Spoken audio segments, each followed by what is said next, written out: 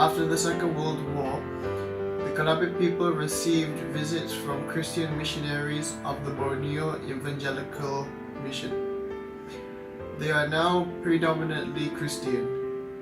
Prior to conversion, they had a custom of erecting megaliths and digging ditches in the honor of notable individuals.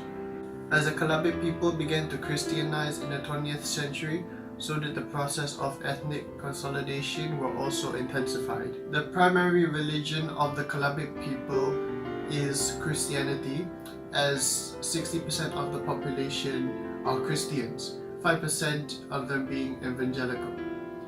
The other 40% are split into 20% are Muslims, the religion is Islam, and the other 20% are ethnic religions. Other religions such as Buddhism, Hinduism, and many more are not included. Each of the Kelabit people have religious beliefs, which means that 0% of the entire population were non-religious. Amongst the Kelabit people that were Christians, they were split into segments. 15% were independent, 15% were other Christians, 40% were Protestants, and 30% were Roman Catholics. So, hi guys, as Iman said, most Kelabit are fervent Christian. A spiritual revival arose among them in 1973, causing the whole tribe to embrace Christianity.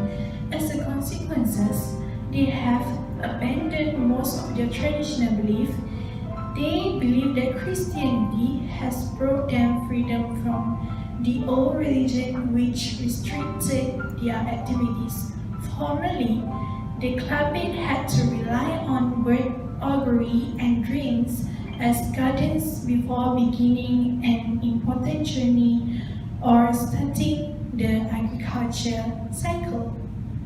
Next, certain rituals and practices were observed before commencing any undertaking.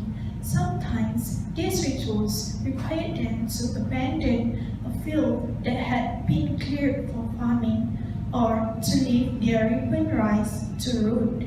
With their conversion to Christianity, these rituals ceased to be observed by the Kelabit.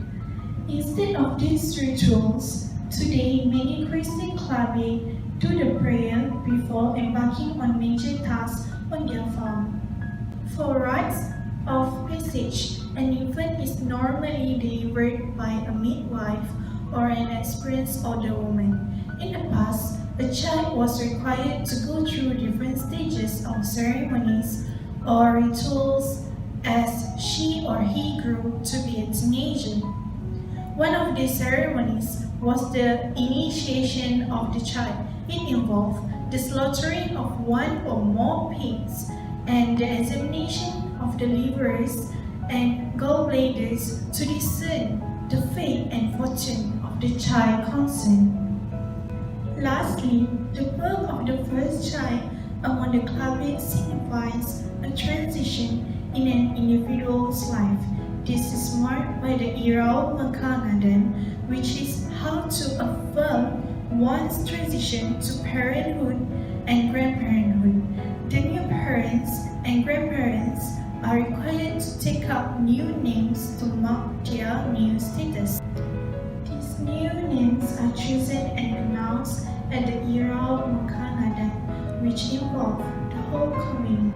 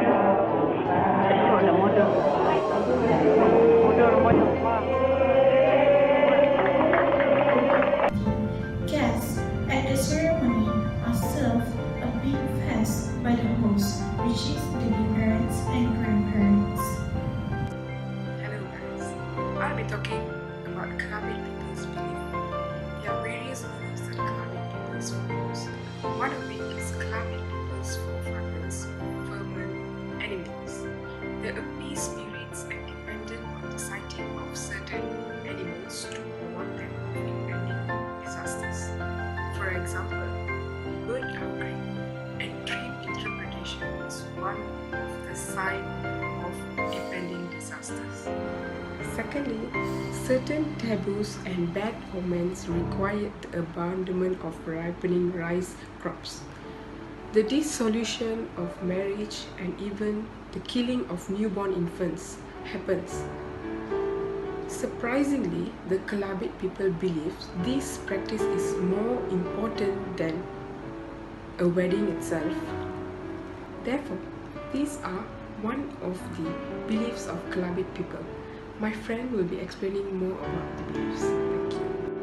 Kelabit traditional religious beliefs activities are related to local environmental phenomena. Bird augury, dream interpretation were important spiritual institutions and megalith were erected to commemorate notable individuals. The Kelabit were also known as ferocious hunters, a reputation which inspired fear in other neighboring groups. One of the most popular traditions that has survived the test of time is the name changing during the birth of a newborn. When a married couple produces their first child, both they and the child's grandparent change their name, which are announced at the hero or feast. Surprisingly, this practice is more important to a Kelabit rather than the wedding itself.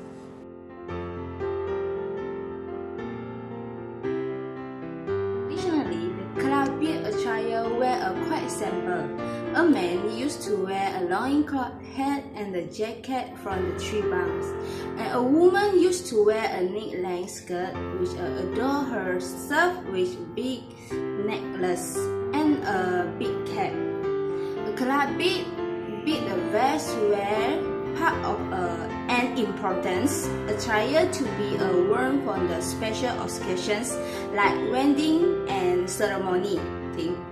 Another interesting culture of the Kelabit are the earrings they wear, causing them to have elongated earlobes. A bear is a traditional earring worn by the Kelabit people in Sarawak. It was once the most popular image in portraying the Sarawak tribal, but only this custom practiced years ago are not seen commonly between the young Kelabit. Berak Lugun, the head villager of Kamadan, where most Kelabit stays, said that this practice has been slowly dying because it caused many difficulties and pains. This is why when visitors visit the Kelabit village, they can only see old people with long ears. However, the visitors always wonder why would they do such things. This is because in the past, wearing a beard shows someone's social status. Their ears were pierced shortly after birth. If someone wore an beard inherited from a fighter, he would gain more respect.